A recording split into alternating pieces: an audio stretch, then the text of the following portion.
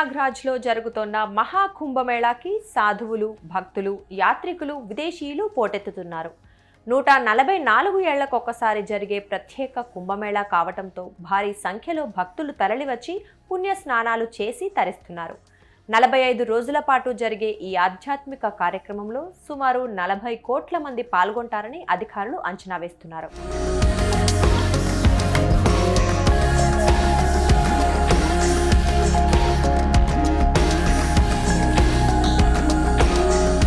జనవరి 13వ తేదీన మొదలైన ఈ కుంభమేళాలో తొలి రోజే ఏకంగా 1,75,00,000 మంది స్నానాలు చేశారు. రెండో రోజైన మకర సంక్రాంతి నాడు ఏకంగా 3.5 కోట్ల మంది స్నానాలు చేసి రికార్డు నెలకొల్పారు. కనుమ నాడు కూడా సుమారు 3 కోట్ల మంది స్నానాలు చేసినట్లు యూపీ ప్రభుత్వం అంచనా వేసింది. ఇలా తొలి 3 రోజుల్లోనే 8 కోట్ల మందికి పైగా కుంభమేళాలో పాల్గొనటం విశేషం. ఈ కుంభమేళాలో పుణ్య స్నానాలు చేసేందుకు విదేశీయులు సైతం భారీగా తరలివస్తున్నారు. మానసిక ప్రశాంతత కోసం తాము ఆధ్యాత్మికం వైపు మళ్లామని, భారతీయ సంస్కృతి సంప్రదాయాలు తమను ముగ్ధుల్ని చేస్తున్నాయని విదేశీయులు కొనియాడుతున్నారు.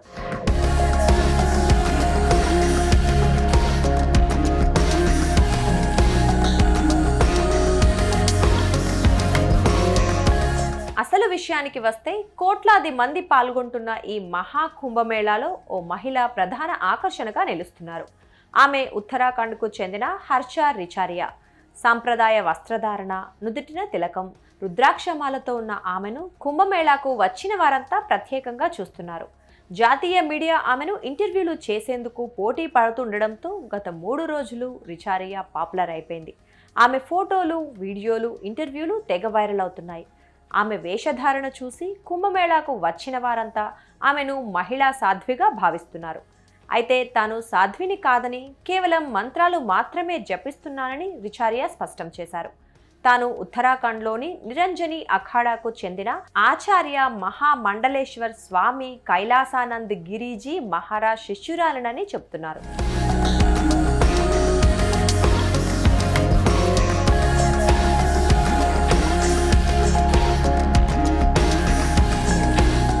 యాంకరింగ్, యాక్టింగ్, మోడలింగ్లో ఎంతో పేరు తెచ్చుకున్న 30 ఏళ్ల రిచారియా సోషల్ మీడియాలో చాలా యాక్టివ్గా ఉండేవారు.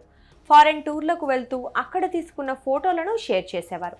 అయితే మోడ్రన్ జీవితంపై విరక్తి చెందిన ఆమె 2 ఏళ్ల క్రితం ఆధ్యాత్మిక మార్గంలోకి ప్రవేశించినట్లు చెబుతున్నారు. పవిత్రమైన త్రివేణి సంగమం వద్ద మంగళవారం తొలి అమృత్ స్నానం ఆచరించారని, ఆ క్షణాలను జీవితాంతం మర్చిపోలేనని చెప్పుకొచ్చారు. మహాదేవ్ మరియు పరమ పూజ్య గురుదేవ్ ఆశీర్వాదంతో 144 సంవత్సరాలకొకసారి వచ్చే ఈ సంపూర్ణ మహా కుంభమేళాలో భాగమైనందుకు తాను అదృష్టంగా భావిస్తున్నానని పేర్కొన్నారు.